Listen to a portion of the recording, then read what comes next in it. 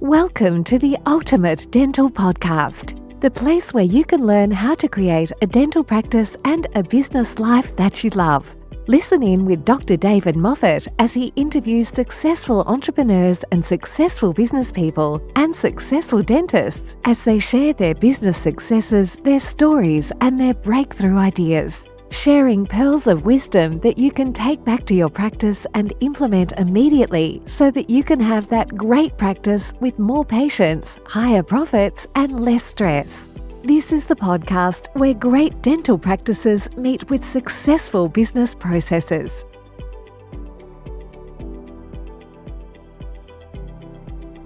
Thanks for tuning in to the Ultimate Dental Podcast, the podcast where thought leaders, industry experts, and thriving practice owners reveal their very best tips, tools, and strategies that will help you to grow your dental practice faster.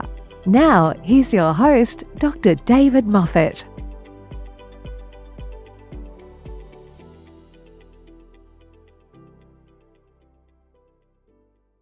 Hi, everybody, and welcome to today's episode of the Ultimate Dental Podcast. I'm your host, Dr. David Moffet. As you know, I'm in Burrowang, New South Wales, where it is coming up to 1 o'clock on Tuesday afternoon. And it gives me great pleasure to be talking to a fellow Australian, Lincoln Harris, Dr. Lincoln Harris, but he's not in Australia. He's actually in Louisville, Colorado. So, Lincoln, what time is it there in Colorado? It is 10 minutes to 9 p.m. right now. So I'm doing a late one for you, David. Thank you very much. I appreciate that. And it's good to catch up. Now, Lincoln, you and I, as we remember, we met a long time ago in 2007 in Adelaide at a dental conference, probably more famous for the fact that one of the speakers was Paddy Lund, if I remember correctly. You may have forgotten that. And we also went to, we had a dinner at the Penfold facility out in the Barossa Valley, which was great as well, very memorable. But Lincoln, a lot of water under the bridge in that 18 years, that's for sure. And now you're in America, and it's great to catch up. Welcome to the Ultimate Dental Podcast. Thank you so much, David. It's great to see you again, and thank you for having me. And actually, the funniest thing about Patrick Lund, was the very first tax deductible trip that I ever did that involved conferences, which I used to think was important back then, was going to the University of McGill Dental School, and they were doing the consensus on dentures should be implant retained. So it's a very, very famous paper, and it was based around this conference. And there's two things I learned from that. When you read a scientific paper about a consensus statement, you find out that the actual paper bears no resemblance to the goings on at the consensus conference. So basically, the dean of the dental school just pushed this whole thing through, and everyone stood up and agreed with him, and then it became what was known as a famous consensus statement. But actually, it was kind of forced, if you will. But the second thing that was funny is the professor of the dental school was a guy called Professor John Lund, and I was talking to him, and then he said, "Yes, my brother Patrick lives in Brisbane." I said, Patrick Lund, that sounds really familiar. And I said, after a minute, I said, "Is Paddy Lund your brother?" This was when Paddy was at the peak of his fame for the happiness-centered business. And because he was an academic and this was all very commercial, he sort of tilted his head down a bit and said, "Oh, yes, he's into all this business stuff." So that was my introduction, that I met John before Paddy. There you go. I didn't even know Paddy had a brother. He spent some time with him at that conference in Adelaide. I also bumped into him again in Las Vegas at a Maddow Brothers conference as well, where he spoke. And he had migrated, like you, overseas to live in Thailand, in the north of Thailand, in a very remote part. So interesting times. I'm not sure where Paddy is now. But Lincoln, what brings you, obviously you've risen above being just a country Queensland dentist. You now have charge of, you are the owner of, a very large dental following called Ripe Global. Tell us a bit about Ripe Global and what it's all about. Well, that conference we went to may have been part of the start of it, David, because that conference you and I were at, we learnt the ability to market complex procedures. And so because of that, I did a lot more of them and became multidisciplinary. So the journey to where I am now was I started doing multidisciplinary dentistry because in Bargara in Queensland, there were no specialists. So if I didn't do it, the patient either lost their tooth or we referred them a 4-hour drive away. So I started doing this, then I started posting it online, and then dentists started asking me, how do you learn all this stuff? So I started running hands-on courses in about 2013, immediately started seeing the complications that dentists get when they learn a procedure in the traditional fashion. And so then I went on a quest, how do we train people better so people get less complications? So the first innovation well before this company was that we don't do enough repetitions when we're training. A typical hands-on course is only 30% hands-on. You go to a course, there's a lecture, then there's a demonstration, and in the last third of the day, you do one example of the procedure very slowly on a typodont sitting on a bench top that you can turn around backwards and stick the drill through the neck. So there's nothing about this that is useful. You learn the knowledge of the procedure, but you don't learn any skill. So 2016, we moved all of our lectures and didactic training online. And so when people turned up to a hands-on course, they'd already learned all the theory, and now they just did hands-on, and they did it in massive repetitions.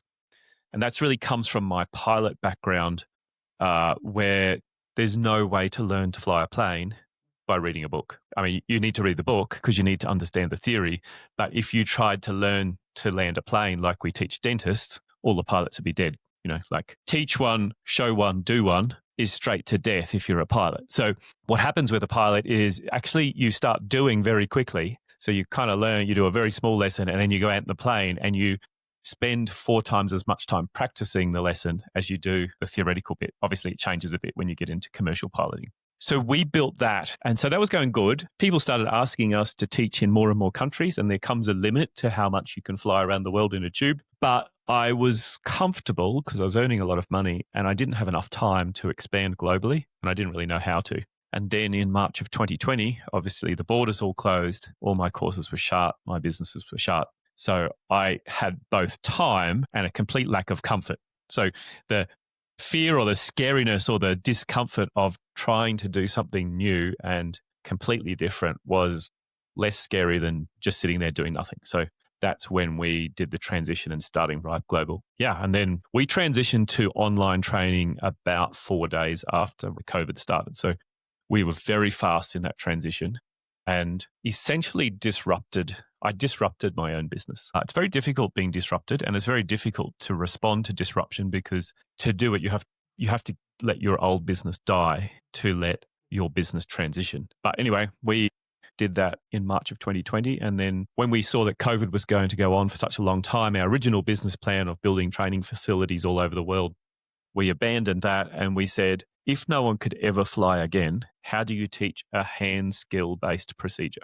And that's when we developed our simulation training. So we manufactured the mannequins, we built the method, we built the software and put all of that together and put that on sale at the end of 2020, about November. And we sold about $1 million worth of training by January of 21.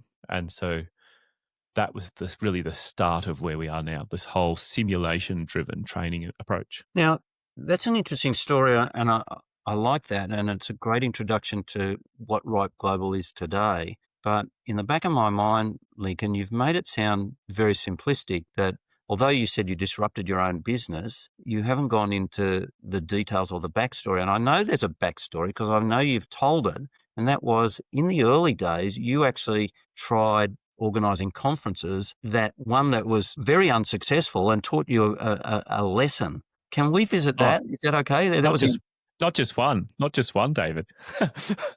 So there's a long list of painful lessons to get to here. My first foray into education, which is 2006 to 10, I ran luxury dental conferences at Whistler, Vale, and in Tuscany.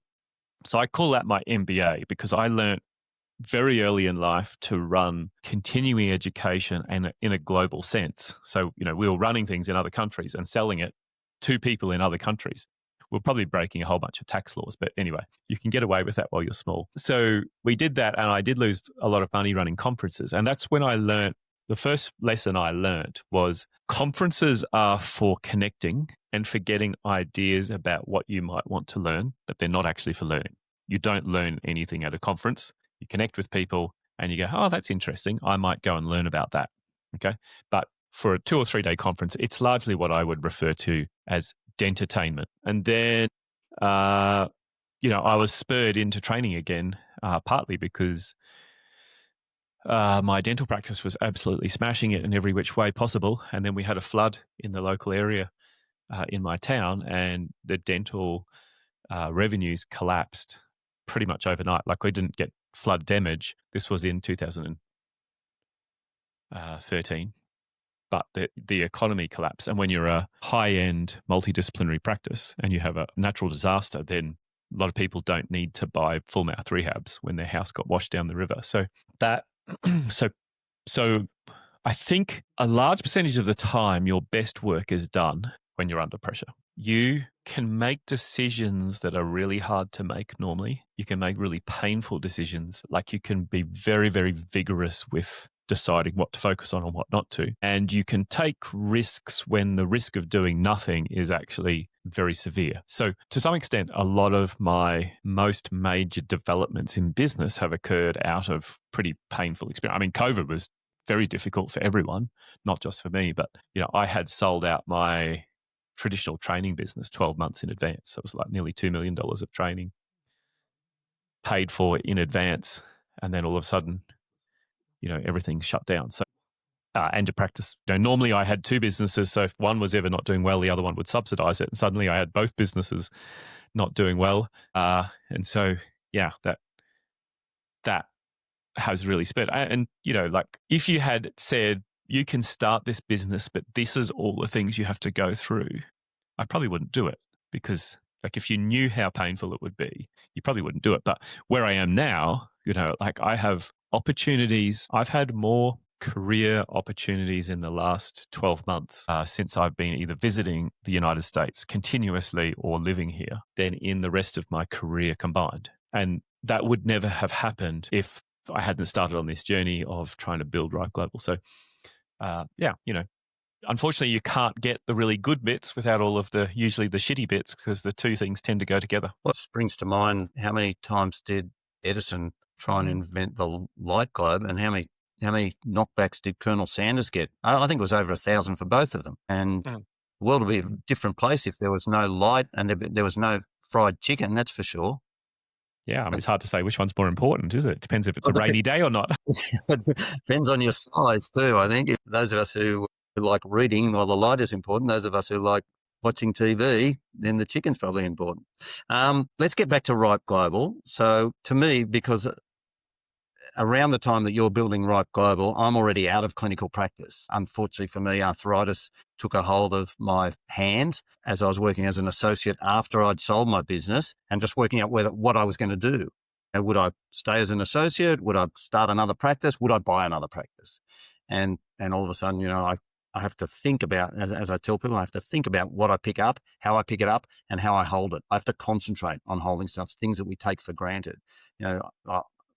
And I thought, sharp instruments and that sort of condition in your hands doesn't go well. My thumbs are basically useless on my hands. And so clinical became something distant to me, but helping dentists with running the business of their practice was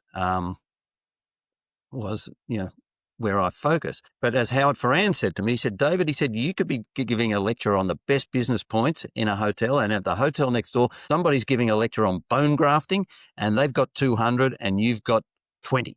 And that's, I guess, the thing about dentistry is that everybody wants to learn more about how to do stuff. How's that been for you? Because obviously that's a big chunk of dentists who want to learn more, but do you get a frustration that some of them are perennial students and not putting it into action? Or do you just ride with those numbers? So I think it took me a long time to find a niche as a teacher.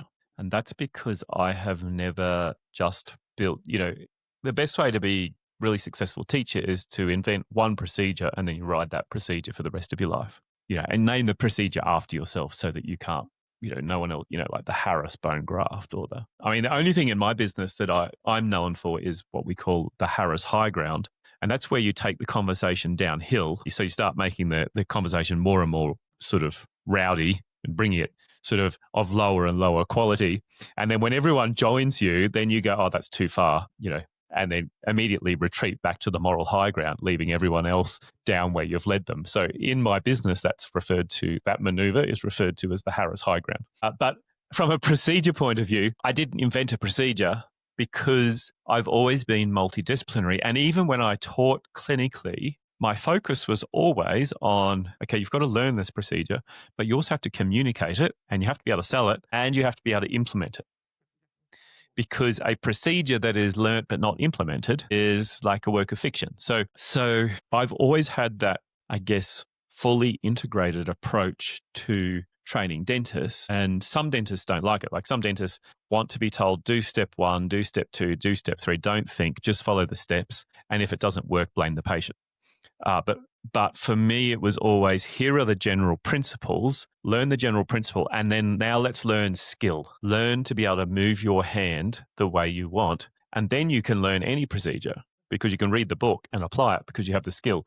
But if you don't have the skill, like you don't have the actual manual dexterity trained into your fingers to do that procedure, then you can only do the one procedure you've ever been trained to, and even then you don't do it very well. In dentistry, we have this thing where we argue about the type of procedure done a lot more than we argue about how well it was done. And how well it is done is usually much more impactful on the outcome than on the procedure you choose. So you'll get people who like jump up and down till the cows come home about, how crowns are evil and they kill the pulps and you should go straight to hell if you ever do a crown. And I have, only the holiest of holy onlays, but even that's not enough. We have to call it a cronlay or a crown lay or an overlon or make up some nonsense name.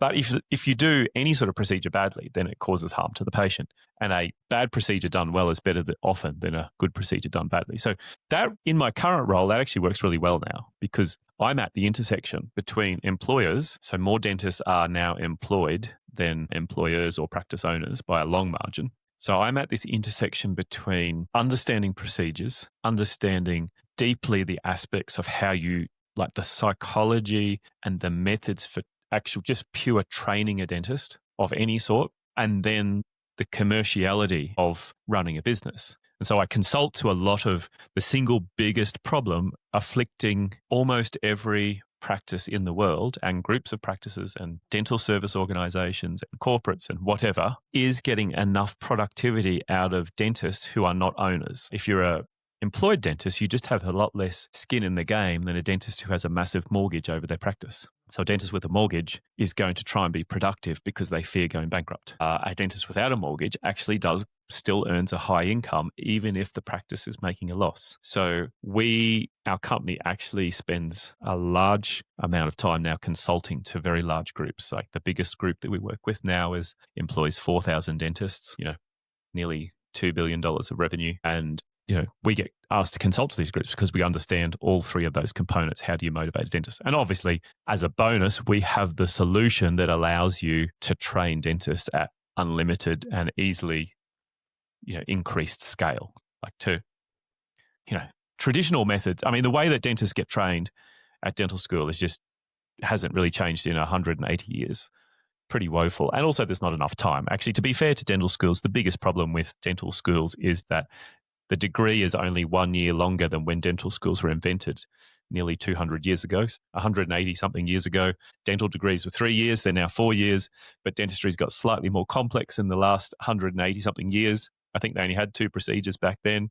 Now we have hundreds and 3D printers and everything. Dental schools actually don't have enough time. So we've calculated a dental student who graduates can do about 6% of general dentistry. The other 94%, they have to basically learn through self-guided, unstructured weekend courses that have no pathway. Hence, that's actually the reason for my business existing. It's a huge market. The young dentist that I talked to, Lincoln, I remember one telling me that she felt that all her dental degree did was prepare her to go and work for the Queensland Department of Health. And the practice owners that I talked to who have this in their mind that they should maybe be mentors find that they are really in adult babysitting because they're filling in the gaps, and huge gaps, like you said, 94% of what they need to learn. And you're just probably talking about the clinical skills, let alone the HR skills, the marketing skills, the sales skills, all the verbal skills that they need to be able to help the patient make the decision to receive the best treatment. And it's crazy. And I don't know who sold the private practicing dentist that model, that as a dentist, you should turn your business into a free education for filling in the gaps that the dental school has failed to deliver, and they still deliver. Yeah. So a dental school gives you a license. That's its job. Mm. It gives you the license to do a career. As I said, dental school's are actually not that bad. The problem is that to train a dentist properly, dental school would need to be 8 to 10 years and it would cost like $2 million. And the reason why it's separate from medicine, like you should be trained in a hospital because dentistry should be a surgical specialty of medicine. The reason you're not trained as part of medicine in a hospital doing thousands of procedures before you graduate is because 2 dentists went to the University of Maryland Medical School in 1837 and said, can we join medicine? And they said, no, we don't want you barbers here. And so then they went and started the Baltimore Dental College, and that's why dentistry is separate. So that's the only reason that dentistry has been this orphan of the rest of medicine since then. I think adult babies is probably a little bit harsh. I think that dentists who own offices don't appreciate how hard it is to teach dentist procedures. And there's a whole complex array of psychological barriers that you need to deal with. And the tools, dental schools actually have a whole bunch of levers that they use to get dentists to do things that a dental practice doesn't have. So the first one is that dentists, because they're normal functioning people, hopefully, they fear above almost anything else harming another person, particularly if it's through their error. And the only people who don't have this fear, if you're born like this, you're a psychopath. And if you've been made like that through life, then you're a sociopath. So this tremendous fear of harming another person should be part of every dentist's experience if they're a normal functioning person. And so if you remember way back to giving your first injection, you were terrified, more terrified than the person getting it. And then every single procedure you learnt, doing a filling was terrifying, doing an extraction was terrifying, maybe not doing a denture, that was just boring, all of these things. And so the fear that dentists have at dental school, you can force them through it, because if they don't do the thing, they don't graduate. But when you employ someone in private practice, you don't have that lever. I mean, you can basically say, do this thing or I'll fire you, but they have so many other job opportunities, they might just leave. So the single biggest lever required to force someone through their fears, you don't have as a practice owner. So one of the things that we help practices and groups of practices build, particularly the bigger ones, because everything gets complex at scale, is this quite sophisticated array of incentives and what I call disincentives, because dentists need both, to get dentists to do things. So they need incentives, rewards that they get, but they also need to lose something if they don't achieve. And we've shown repeatedly in our data that and unfortunately I live in America, so sometimes I switch between my data and my data. And so, you need these quite sophisticated things. And we didn't know this because we're brilliant, actually, because we've worked probably with more large groups to help them build training programs than anyone else in the world now. And we've had some quite spectacular failures in the early days because we thought that training dentists was an educational problem, but it's not. It's a change management problem. And so if you don't go into it with change management principles, it will be a disastrous failure. If you know anyone who runs big practices full of dentists that they're training, they will tell you all of the ways where dentists, they've tried to train them, it didn't work. They send them to a course, they come home. They send them to an implant course, they come home, they do no implants. They send them to a veneer course, they come home and they do no veneers. They try and mentor them themselves. Nothing happens. They can't sell. They can't communicate with the patient. They tell you that they want to do one more course and then they'll feel confident. So all of these things are just the common experience everywhere. So we deal with that. And we obviously provide the solution as well, which is a training program that's significantly more efficient than any other. I find the intellectual challenge of helping a group get productivity out of their associates is quite exciting. So let's talk about productivity, because that's ultimately a dental practice of any size has to be a business. Otherwise, it's just a charity. And sadly, as you know from what Omar Reed said, 95% of dentists, he said 95% of dentists in America get to the age of 65 and can't afford to retire. They haven't replaced their dental income with a recurring leveraged retirement income, so they have to keep working. The only thing about that figure that has changed is that it is now 97% and it's age 67. So it's actually getting worse. So what is then an acceptable improvement to what you're doing, if you're telling me that most dentists are now employed dentists more dentists are now employed dentists than practice owners. How do we get those people, because the purpose of life is a life of purpose. That's not my quote. I don't know whose it is, but I think It sounds good because it's poetic, and obviously poetic things are very powerful. Yes, but I don't want to own something that I don't have a right to. Though I know people who do own things that they shouldn't be. They say things and they put it to themselves. But I do remember Winston Marsh saying, the first time you say something on stage, you say, "As I heard," and then the next time you say it is, "As I have said previously," and then it goes from there. But anyway, let's get back to As I've always said. As I've always said, you just keep going. But let's talk. How do we get associate dentists to have a little bit more owner eyes? Because they are owning their own income, but they all seem to have really low glass ceilings that they impose on themselves. So there's a couple of things there. The reason that dentists get to retirement age and then can't afford to retire is probably not that much to do with productivity of dentists. It's to do with the fact that most people in the world tend to spend as much as they earn. So as a dentist, it's very difficult to out-earn your spendings because, it's very easy to spend as much as you earn. And in particular, because a dentist is a high-earning professional, but they're not building capital. So unless you are building like a group of 10 practices or 50 practices, you're not building an asset that's worth a great deal. So you're a high-earning, what's the name? Kyle Stanley has this thing. He calls them Henrys, high-earning, and then the NRY stand for something, basically you can't retire. So high-earning, but no revenue. No passive revenue. So that's a whole different thing. I'm not a financial advisor, so I'm not going to opine on that. Although I was surprised how quickly I could turn my practice from one where I generated all of the income to one where I can essentially retire off the income from the practice, when you have enough motivation to do so. It took me 3 years. As far as the productivity of an associate, there's a range of reasons why they're not productive. And if you get the reason wrong, then your attempt at a solution will also be wrong. It's not because they're lazy, stupid, younger generation, not like us back in our day, all of those things that boomers say. It's partly, and they don't own practices as much, partly because it's not possible. It's not possible now because practices have evolved into, a dental practice is a small hospital now. So you might have like 8 chairs, you have central sterilization, central lab, you do implants and you mill the prosthesis in a day and, put the prosthesis in tomorrow. So they have to be big to manage the amount of capital equipment that is required for what's expected of a modern dental practice. And so you can't easily afford one when you're a new graduate because now they're just so expensive. And then you're competing with the cost of capital from a private equity fund or a large investor who has a lot of money when you're a new graduate that has no credit score or no credit rating or no asset base. So it's no wonder that there's not many associates that own practices. The associate, because they don't have debt, which is scary. So this goes back to my original comment.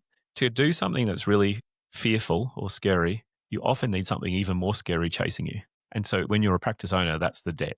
You have this mortgage, and if you don't make enough money, you're going to go bankrupt. Obviously, an associate doesn't have that fear. They can go into practice and they can practice at a fairly modest level and still be earning more than 99% of the population. So you have to create this urgency in your group or practice, and that starts with expectations. What I hear over and over again is that people employ a dentist and they go, well, I thought that they would want to go and learn more, that they would want to implement more, and that they would want to earn more. And I said, well, what's the expectation you outlined to the associate when they started? Well, I said I'd mentor them. So everyone says they'll mentor. It's bullshit, okay? Every dentist in the world says they'll mentor young associates, even though they have zero skill in mentoring, and also they're like earning $1,500 an hour. So it's costing them $1,500 for every hour they stop to mentor the associate. And then they got like 5 of them. So there's just no possible way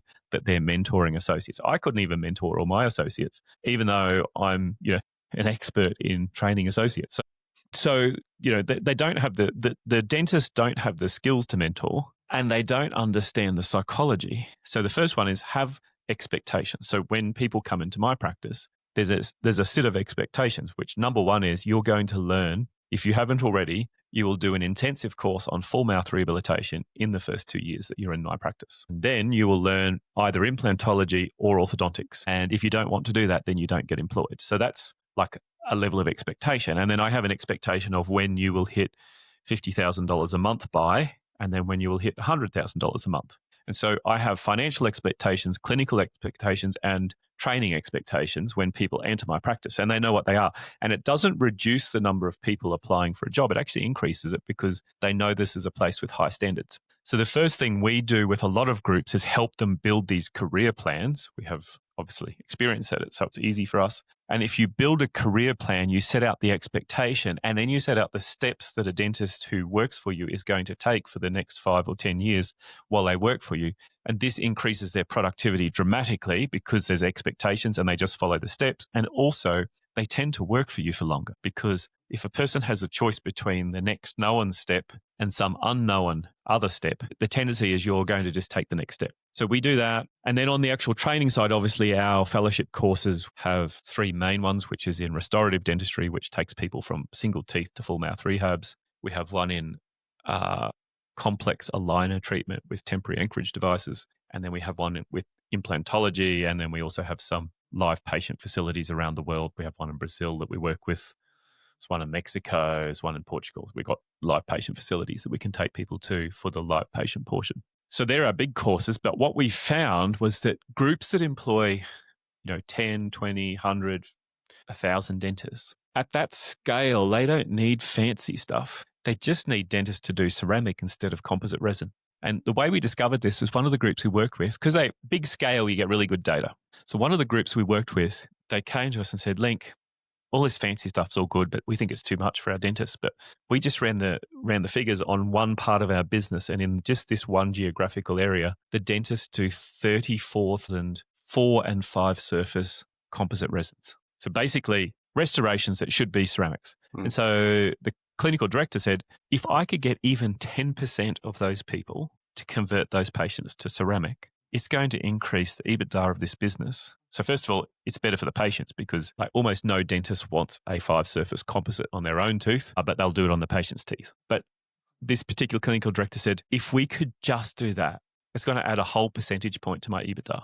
This is a pretty big thing. And so we've built this entire course called the Dental Associate Productivity Power Up. And its single job is to teach a dentist to sell. So we call it selling, but it's treatment planning, communication, bedside manner, all the things. But if you do all the things really well, you do them really ethically, you sell well. And we teach them to sell and we teach them to prep, and that's it. And the return on investment on that course is insane. Groups get a return on investment that sits somewhere between 10 and 20 times what they spend with us. It means they're getting their payback in as short as 3 months. And that's just gone absolutely ballistic everywhere, in Australia, Europe, the United States. Yeah, it's such a powerful product and it solves such a big problem that it just seems to get us through the door just about everywhere. Is that just working on single tooth treatments, or are you making sure that they are better educated at doing quadrants and full arch? I think if you've had a boutique practice where you were doing a lot of rehabby stuff, it's hard to appreciate the actual level of a group with 500 dentists, most of whom are under 10 years since graduation, and none of whom are owners. So the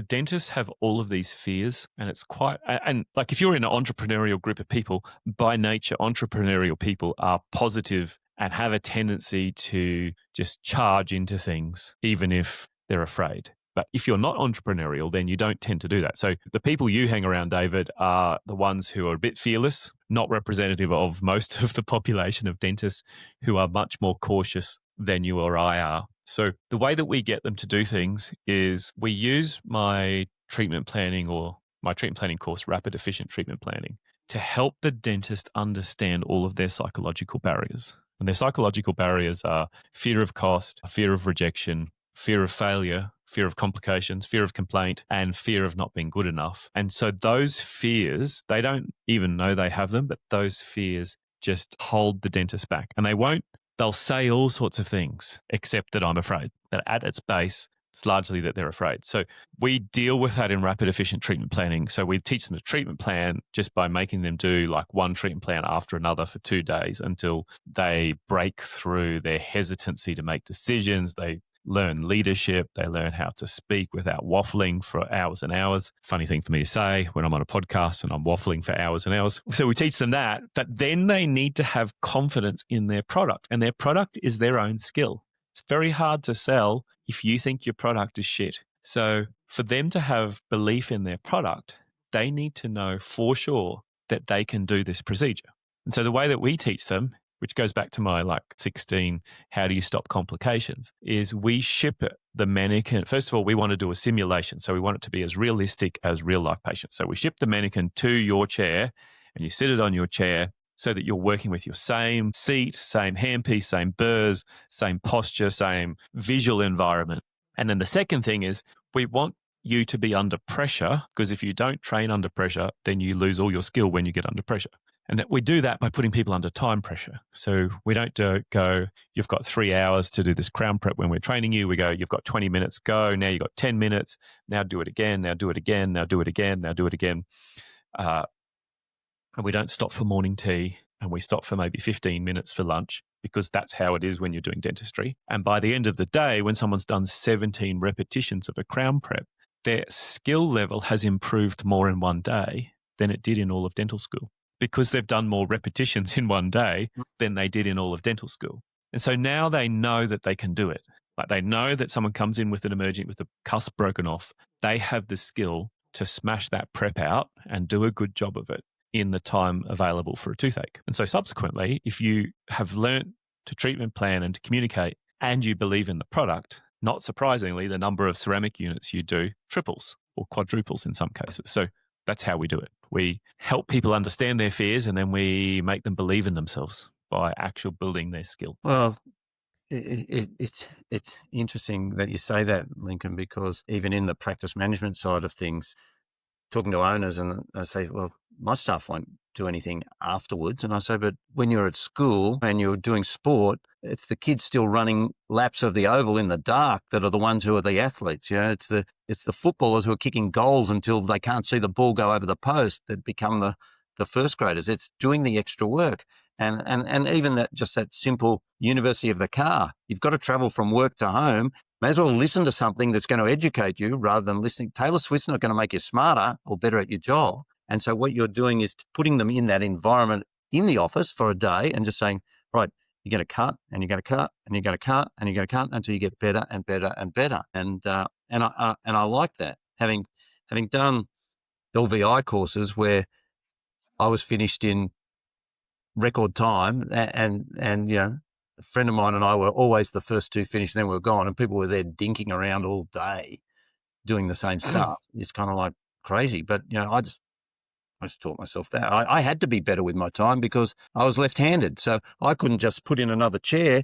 It had to be a left-handed chair so I could use it as well. So all of a sudden, I could only hire 5% of the dental population because all the rest of them were right-handed. So I had to really make sure that I used my time well before I put in a right-handed chair for somebody to work for me. So I love that philosophy that it is possible. And again, you're just breaking a mindset in the profession, first of all, and then in the owners, and then in the associates, that it is possible. You've just got to believe that you can do it and then learn how to do it. Yeah. I mean, I have a very popular presentation I do at the moment, which is from 0 to 20 all on X in 90 days. And it's based actually on the case study of my senior associate, where I realized that I only had a few months left to live in Australia and I had to basically stop clinical practice. But I was doing all of the implants and all on 4 cases in the practice. And so I went and got my associate and I said, you're going to learn implants and you're going to learn it really fast. And so she was already doing some theoretical training, but we took her to live patient training, put her into our fellowship in modern implantology. But also I lined up a whole group of patients. So when she came home from the implant training, she had 4 patients for all on 4 in the first week. And so part of the presentation I do on this, and it's also, I have another one which is the same called Accelerating Associates. And we talk about them. There's a whole range of things that the practice has to do or the training that a dentist does is lost. So, you know, like how does the principal or the senior dentist in the office, how do they help a dentist do their first few cases? How do you get a dentist to sell? Like, a dentist can't sell something that they haven't done, but they can't do it if they haven't sold it. And so they get stuck, like they're trying to do their first full mouth rehab, but they've never done one, and they're trying to look someone in the eye and say, you should do this thing that costs $65,000. I mean, that's just about impossible for all but the rarest of people. So anyway, we work with groups to help them build out these systems as well from just a training point of view, because there's people who are very sophisticated and very good at doing practice management advice, and I don't have an interest in that. There's AI tools for phones, there's AI tools for taking notes, there's AI tools for all of the clinical data. There's AI coming every which way, and there's advice for every part of it. But no one, until we came along, had really built a system for how do you get the dentists themselves to improve their productivity at significant scale when you have to build a skill. Lots of people teach these treatment planning and sales courses to dentists, pretending that the fact that the dentist actually has to do the procedure is not important, but it is. Like you and I got very good at communicating with patients, but by the time we were good at it, we were also really good at the dentistry and super confident. And we kind of just took that as a baseline. But for actually a young dentist, that's not the baseline. They're actually not good at it. So you have to get them good at the same time as teaching them other things. So yeah, that's been a fun journey for us. One of the fears that owners, I guess we can put DSOs and corporates into that situation as well, they need associate dentists. One of the fears in small business ownership in dentistry is that your associate is going to learn from you, and then he's going to become your competitor. And you and I all have heard the horror stories of the associate who was going to buy the practice and then decides, I'm not going to buy the practice, and moves around the corner and takes his patients with him and half the staff, and the dentist can't even retire. So those stories are scary. How do we keep associates as associates and keep them as high productive associates? Well, I think that the era of just having a nice, quiet little practice is gone. You need to build your practice into a monster. And then where you have multiple dentists, I think in the modern era, to afford all of the equipment that you should have in a modern practice, you need scanners, you need cone beams, you need mills, you need 3D printers, you need all of this stuff. To have all of that stuff, you need a decent sized practice. So the way you stop this is build your practice quite big and have a big marketing machine around it. And then if someone wants to go around the corner, good luck to them. It's actually really difficult being the new star.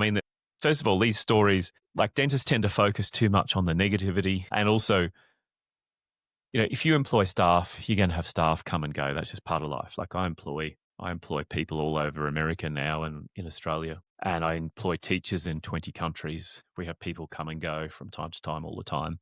You just have to get used to the fact that that's part of life. Having a business is that you sometimes have people come, you sometimes have people go.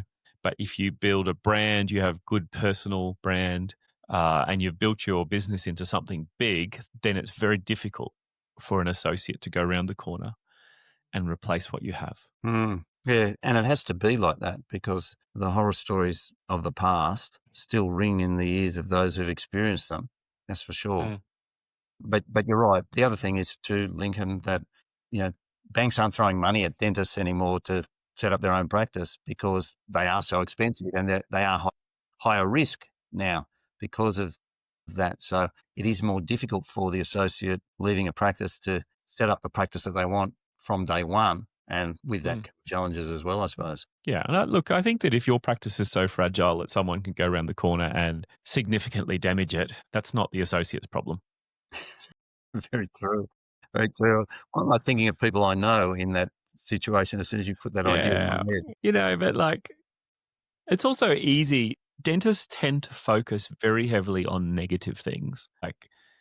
I did a crown, the crown flew off, and, the patient swallowed it. Okay. And you had to go and get an endoscopy or something to see where the crown was and pull it out. But you also did 9,999 other crowns that the patient didn't swallow. But we sit there and we can spend the next 5 years talking about the crown that the patient did swallow rather than, the one that they didn't. So I think the perfectionism is a terrible curse that gets trained into dentists at dental school. And you try and avoid all failures. And when you get one, then you beat yourself up forever and ever. I don't know. I think that bad stuff can happen in business. I had a flood. We got through it. it's probably potentially worse than an associate leaving and going around the corner. But you just soldier on. That's life. Probably is. Did you contemplate floods when you started practicing in Bargara? No, because there's nothing that would flood anywhere nearby the practice. So the flood didn't affect the practice directly. It just destroyed 10% of all housing for like 250 kilometres in all directions. And if you do that to a town, then you get a local recession. Of course you do. Yeah. So, yeah. But, and also if you've never had a flood, like you see floods all the time on television, but if you've never had one, you don't have any idea how awful they are. Like, because they don't look bad. Not like a tornado or something quite, like a wildfire looks quite lively and exciting, but a flood, looks very dull. But I mean, it's basically your house is filled with sewage. Mud. What a flood sewage. is. Yeah. Yes. And when the water's gone, what's left behind? The mud and the sewage. Yeah, for sure. Lincoln, if we've run out of time, if anybody wants to find out more about Ripe Global and what it can do for them, be they a DSO, a business owner, a dentist, an associate, what's the best way for them to get in touch with you? ripeglobal.com or any of our Instagram or LinkedIn pages. But ripeglobal.com, if you're a DSO or a group owner, there's a link on the page for that. If you, sometimes people contact me because they'd like to invest in the company, there's a link for that as well. And, if you're an individual dentist wanting to improve your skills at a quarter of the cost of traditional training because we use simulation training instead, then all of those can go to the same website. I'm loving simulation training. I understand that's how Formula One drivers learn how to drive at such a young age, so fast. And as a concept, I'm having a great deal of difficulty getting my head around for motor racing at high speed and then just getting out of a car and walking away from it if it crashes. I can't believe it. Lincoln, great catching up with you. Thank you so much. I wish you success with your future. And I love that story that in the last 12 months, you've had more opportunity than you've had in the rest of your career in dentistry. And that's what life's all about, isn't it? It's just opening the doors and choosing which ones you want to go to. Yeah. Yep. It's, I think the thing that I've learned is that opportunity sounds really good, but it's always so fearful and uncertain when you're thinking about taking it. And it's only after you've taken an opportunity that you look back and go, why didn't I do this sooner? Very much so. Well, Lincoln Harris, thanks again for being a guest on the Ultimate Dental Podcast. Really appreciate it. Thank you, David.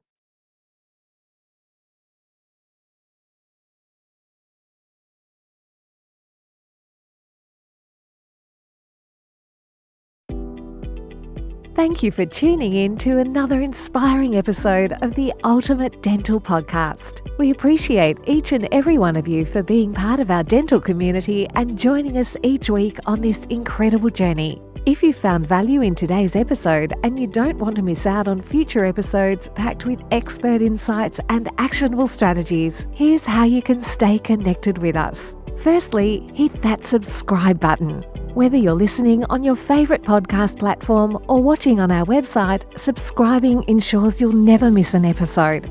Secondly, share the love. If you know a fellow dentist or colleague who could benefit from the wisdom and knowledge that we share here, please share our podcast with them. Also, please share the podcast on your socials by simply clicking on the social icons wherever you view or listen to this podcast. Together, we can all do our bit to elevate the dental profession. And finally, stay engaged with us. We love hearing from you. Your questions, comments, and feedback fuel our mission to provide the best content for your professional growth, your personal growth, and for your practice growth. Remember, your journey to creating a dental practice and a business life that you love is our mission, and we're excited to be your trusted guide along the way.